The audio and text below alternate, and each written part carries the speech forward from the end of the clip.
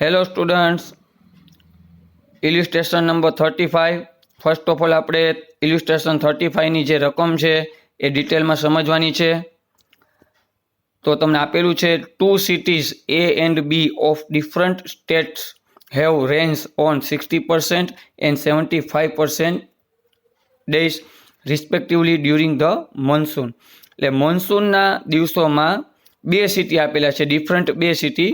City એ છે એમાં 60% રેન પડે છે અને સિટી બી છે એમાં 75% રેન પડે છે મોન્સૂનના દિવસોમાં. બરાબર. For the cities A and B find the probability that on a certain monsoon day. આમાં તમને અલગ અલગ 3 ઇવેન્ટ આપેલી છે. એમાં ફર્સ્ટ ઇવેન્ટ છે કે both the cities have rains. Both the city મતલબ city A and city B વચ્ચે એન્ડ આવ્યું એટલે ઇન્ટરસેક્શન મલ્ટીપ્લાયનો રૂલ્સ આવશે. ઓકે, પહેલી ઇવેન્ટમાં મલ્ટીપ્લાય ઇન્ટરસેક્શનનો રૂલ્સ આવશે. સેકન્ડ ઇવેન્ટમાં એમ લખ્યું છે at least one city has rain. જો એટ લીસ્ટ વન વર્ડ આપ્યું છે, એટ લીસ્ટ વન વર્ડ આપ્યું હોય તો કઈ ફોર્મ્યુલા આવશે? તો કે એડિશન, એ યુનિયન બી વાળી જે એડિશનની ઇવેન્ટ ફોર્મ્યુલા છે એ યુઝ થશે. ઓકે, અને જે થર્ડ ઇવેન્ટ છે only one city has rains. અહીંયા ઓનલી વન વર્ડ છે. ઓનલી વન વર્ડ હોય ત્યારે કઈ ફોર્મ્યુલા આવશે? તો કે ડિફરન્ટ ઇવેન્ટ. હવે ઓનલી વન સિટીનો મતલબ શું છે? અહીંયા ક્લેરિફિકેશન નથી કર્યું. એટલે જો સિટી એમાં રેન પડશે તો સિટી બીમાં નહીં પડે, ઓર સિટી બીમાં રેન પડે તો સિટી એમાં રેન નહીં પડે. આ રીતે difference event A - B or B - A difference ઇવેન્ટની ફોર્મ્યુલાનો યુઝ થશે. મીન્સ કે અહીંયા આપણે 3 ઇવેન્ટમાં 3 અલગ અલગ ફોર્મ્યુલાનો યુઝ થશે. ફર્સ્ટ ઇવેન્ટમાં ઇન્ટરસેક્શન મલ્ટીપ્લાયનો રૂલ્સ લાગુ પડશે. સેકન્ડ ઇવેન્ટમાં એટલીસ્ટ વન વર્ડ છે એટલે એડિશન એ યુનિયન બીની ફોર્મ્યુલા આવશે. અને થર્ડ ઇવેન્ટમાં ઓનલી વન વર્ડ છે એટલે ડિફરન્ટ ઇવેન્ટનો ફોર્મ્યુલાનો યુઝ થશે. અને અહીંયા નીચે એક નોટ લખેલી છે, the events of rains on A day in this 2 cities R independent. એટલે અહીંયા બંને સિટીમાં જે રેન પડે છે એ ઇવેન્ટ ઇન્ડિપેન્ડન્ટ છે. એટલે તમને ખ્યાલ હશે કે ઇન્ડિપેન્ડન્ટ ઇવેન્ટ હોય ત્યારે મલ્ટીપ્લાયનો રૂલ્સ લાગુ પડશે. બરાબર છે. જે ફર્સ્ટ ઇવેન્ટ આપણે આપેલી છે એમાં આપણે મલ્ટીપ્લાયનો રૂલ્સનો યુઝ કરવાના છીએ. એ આ નોટ આપેલી છે એટલા માટે. નોટમાં ચોખ્ખું લખ્યું છે કે બંને સિટીમાં જે રેન પડે છે એ ઇન્ડિપેન્ડન્ટ ઇવેન્ટ છે એટલે આપણે મલ્ટીપ્લાયનો રૂલ્સનો યુઝ કરવાનો થશે. બરાબર છે. હવે આપણે વધારે ડિટેલમાં જ્યારે આન્સર સોલ્વ કરશું ત્યારે ખ્યાલ આવશે. બરાબર છે. ચાલો તો હવે આપણે ઇલ્યુસ્ટ્રેશન 35 સોલ્વ કરશું. જેમાં તમે ચોખ્ખું લખ્યું છે કે સિટી એ આપણે એને P of A નામ આપી દઈએ છીએ. સિટી એમાં 60% રેન પડે છે એટલે 60/100 ઇઝ ઇક્વલ ટુ 0.60 થઈ ગયા. આ થઈ ગઈ P of A ની ઇવેન્ટ. ત્યાર પછી જે સિટી બી એને આપણે P of B નામ આપી દઈએ. એમાં 75% રેન પડે છે એટલે 75/100 ઇઝ ઇક્વલ ટુ 0.75 થઈ ગયા. ઓકે, હવે આપણે લખ્યું છે કે here the events of rains on A day in this 2 cities R independent. અને આપણે ઇન્ડિપેન્ડન્ટની નીચે અંડરલાઈન કરી છે.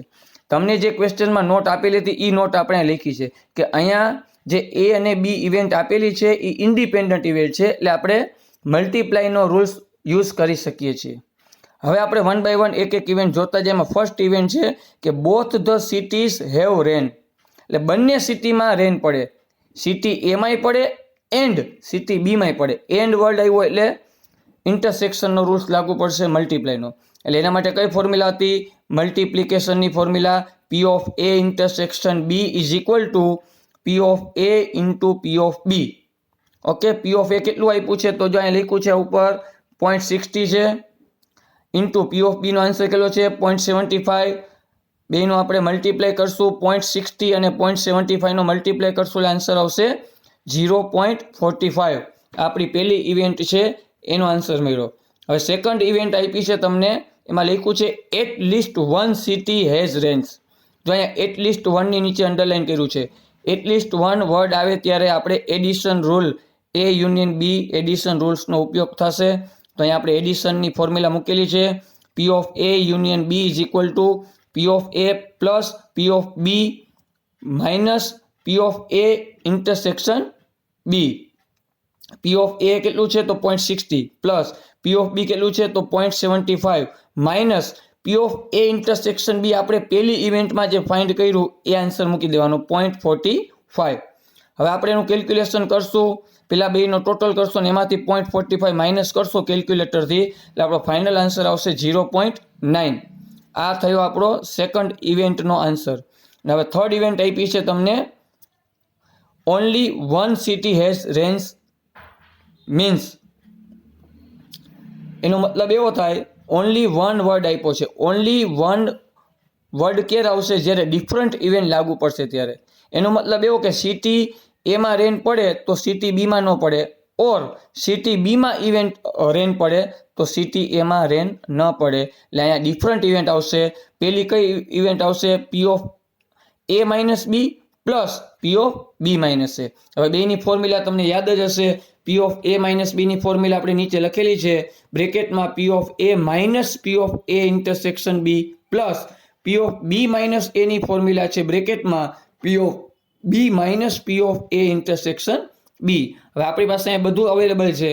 P of any value 0.60 minus A intersection બીની વેલ્યુ 0.45 પ્લસ પી ઓફ બીની વેલ્યુ 0.75 માઇનસ એ ઇન્ટરસેક્શન બીની વેલ્યુ 0.45.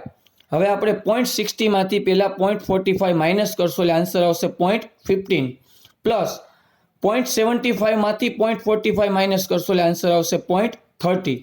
હવે આપણે બેનો ટોટલ કરશું, 0.15 પ્લસ 0.30 નો ટોટલ થશે 0.45. અહીંયા આપણે ત્રીજી ઇવેન્ટનો આન્સર આવ્યો. તો અહીંયા આપણે આ ક્વેશ્ચન પૂરો થયો. 3 ઇવેન્ટ આઈ હોપ કે તમને બધાને સમજાઈ ગઈ હશે. તેમ છતાંય જો કોઈ પણ ક્વેરી હોય, ન સમજાણું હોય તો મને મેસેજ દ્વારા કોમેન્ટ કરી શકો છો, અને જે કંઈ પણ સોલ્યુશન હોય, ડિફિકલ્ટી હોય એનું સોલ્યુશન તમે કરી શકો છો. Okay, good bye, thank you very much, have a nice day.